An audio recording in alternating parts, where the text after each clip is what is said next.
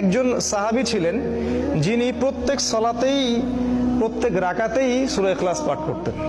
মানে তার অভ্যাস ছিল এমন, তিনি যাই তেলাওয়াত করতেন তার শেষে গিয়ে সূরা ইখলাস পাঠ করতেন। তো মুসল্লিরা একদিন কমপ্লেন করলো রাসূল সাল্লাল্লাহু আলাইহি ওয়াসাল্লামের কাছে যে অমুক ইমাম এই কাজটা করে। তিনি তাকে ডাকলেন এবং জিজ্ঞাসা করলেন যে তুমি এই কাজটা কেন করো। তিনি বললেন, ইয়া রাসূলুল্লাহ সাল্লাল্লাহু আলাইহি ওয়াসাল্লাম, আমি এই সূরাটাকে ভালোবাসি, আমি সূরা ইখলাসকে ভালোবাসি। তিনি বললেন, এই ভালোবাসাই তোমাকে জান্নাতে প্রবেশ করাবে। দেখুন, আপনারা আবু হুরায়রা রাদিয়াল্লাহু আনহু ঘটনা জানেন। তাকে রাসূল সাল্লাল্লাহু আলাইহি ওয়াসাল্লাম গনিমতের মাল পাহারা দিতে বলেছিলেন। তো চোর আসছিল তার কাছে পরপর 3 রাত, তিনি 2 রাত ছেড়ে দিয়েছিলেন, শেষ রাতে ছাড়েননি, ধরেছিলেন। তো সেই চোর তাকে বলেছিল যে আমাকে যদি তুমি ছেড়ে দাও আজকের মতো, তাহলে আমি তোমাকে এমন একটা আমল শিখিয়ে দিব যেটা তোমাকে সারা রাত শয়তান এবং জিন এবং যাবতীয় অকল্যাণ থেকে হেফাজত করবে। তা আবু হুরায়রা রাদিয়াল্লাহু আনহু বললেন, আমাকে শিখাও, সেটা কি আমল?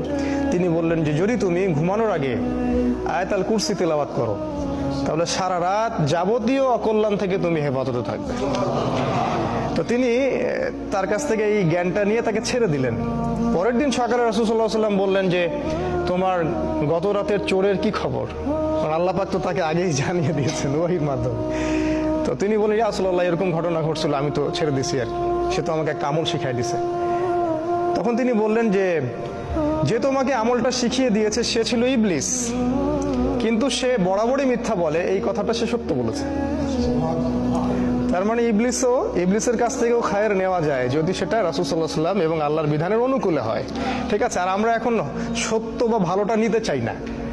সত্য বা ভালো যার মাঝেই আছে নিতে হবে, ভালোটুকু নিতে হবে, আর খারাপ তো সবার মাঝেই আছে, সেটাকে ছাড়লে ভালো হয়। এভাবে আমরা হয়তো ঐক্যবদ্ধ হতে পারবো, অন্য কোনো পথ আমার কাছে জানা নাই। যাই হোক, এরপরে আরো আছে যে